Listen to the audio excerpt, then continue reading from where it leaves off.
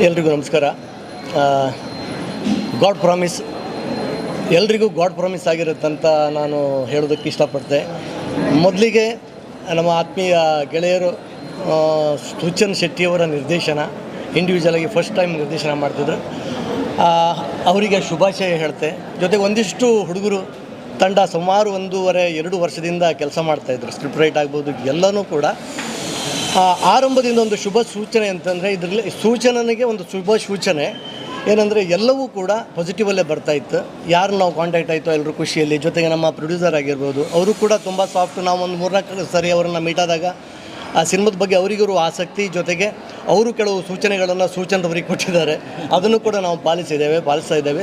ಸಿನಿಮಾಕ್ಕೆ ಬೇಕಾಗುವಂಥ ಸೂಚನೆಗಳು. ಜೊತೆಗೆ ಪ್ರಮೋದ್ ಶೆಟ್ಟರು ಇದ್ದಾರೆ, ರವಿ ಬಸ್ರೂರ್ ಅವರಿದ್ದಾರೆ. ಇವರೆಲ್ಲರೂ ನಮಗೆ ಒಂಥರ ಬೆನ್ನೆಲುಬು, ಜೊತೆಗೆ ದೊಡ್ಡ ಶಕ್ತಿ. ನಾನು ಕೂಡ ಈ